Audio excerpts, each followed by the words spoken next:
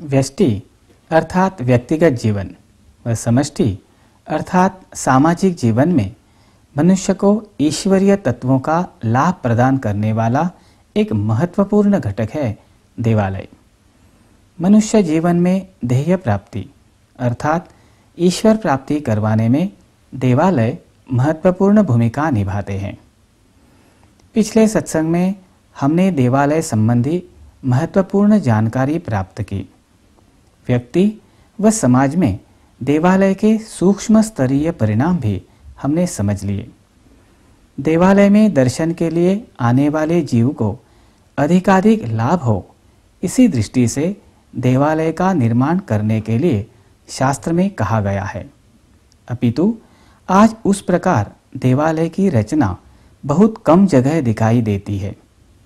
शास्त्र में बताए अनुसार देवालय की रचना कैसे होनी चाहिए व उसका महत्व और कार्य क्या है, इस संदर्भ में हम इस सत्संग में विस्तृत रूप से समझ लेंगे। आइए समझ लें। देवालय की रचना। शास्त्र की दृष्टि से देखा जाए तो देवालय की रचना के कुल 7 स्तर होते हैं। देवालयों की विशिष्ट रचना के कारण देवता तत्व के तरंगों का अधिक से अधिक ग्रहण व प्रक्षेपण होता है। देवालय के इन 7 स्तरों का भिन्न भिन्न कार्य होता है।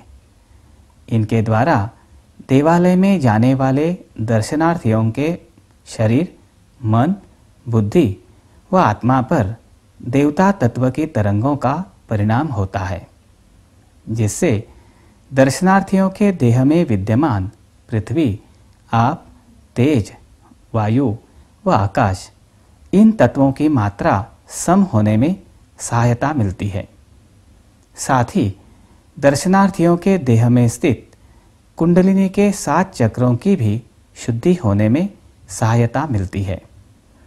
यही कारण है कि देवालय में जाने से मन के विचारों की मात्रा कम होना, प्रसन्नता अनुभव करना, एकाग्रता का अनुभव होना, भाव जागृत होना, ध्यान लगना, आनंद व शांति का अनुभव होना जैसी बातें दर्शनार्थी अनुभूत करता है। अब हम समझ लेते हैं देवालय की रचना के 7 स्तर, तत्संबंधी पंचतत्व व उनका महत्व। ये है देवालय की रचना के 7 स्तर। आप देख रहे हैं देवालय का पहला स्तर, प्रवेश द्वार व व्याघ्र मुख। यह पृथ्वी तत्व से संबंधित है। इससे दर्शनार्थी का स्थूल देह शुद्ध होता है। दूसरे स्तर पर प्रवेश द्वार से भीतर आने के उपरांत आता है देवालय का प्रांगण व तुलसी वृंदावन। यह पृथ्वी व आप तत्व से संबंधित है। इससे दर्शनार्थी के प्राणदेह व प्राणमय कोश की शुद्धि होती है। इसके आगे आता है देवालय की संरचना का तीसरा स्तर, जलकुंड व दीपमाला।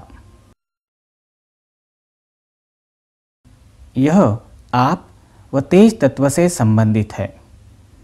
इससे दर्शनार्थी के मनोमय कोश की शुद्धि होती है। जलकुंड व दीपमाला लांघने के उपरांत बढ़ते हैं चौथे स्तर की ओर, क्षेत्रपाल देवता का स्थान व महाद्वार। यह तेज तत्व से संबंधित है और इससे दर्शनार्थी के प्राणमय तथा मनोमय कोश की शुद्धि होती है। अब देखते हैं 5वां स्तर। इस स्तर में आता है परिक्रमा मार्ग,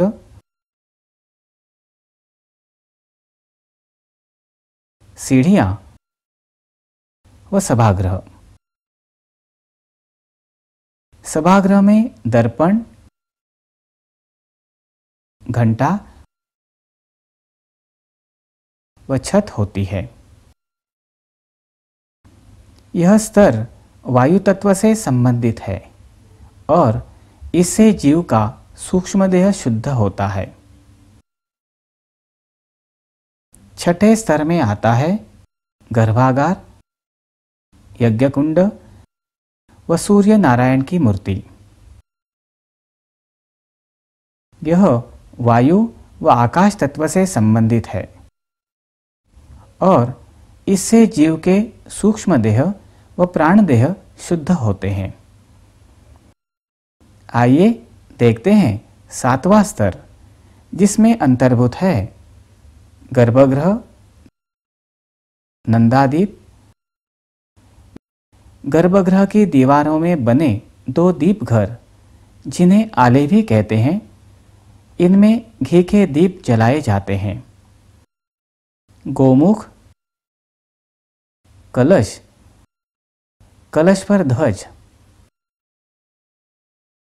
यह आकाश तत्व से संबंधित है और इससे जीव के स्थूल देह व सूक्ष्म देह दोनों शुद्ध होते हैं। देवालय का पहला स्तर सगुण से संबंधित होता है, जो पृथ्वी तत्व से जुड़ा होता है। देवालय का 7वां स्तर निर्गुण से संबंधित होता है, जो आकाश तत्व से संबंधित होता है।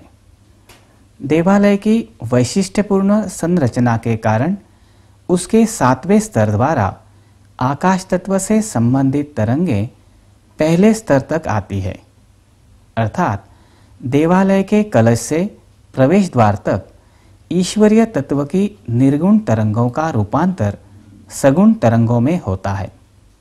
अतः देवालय में प्रवेश करने वाले जीव को देवता के सगुण तत्व का लाभ अधिकाधिक मिलता है। इस विवरण से स्पष्ट हुआ होगा कि दर्शनार्थी के लिए ईश्वर प्राप्ति की दृष्टि से हिंदुओं के देवालयों की रचना के विषय में कितना सूक्ष्म विचार किया गया है।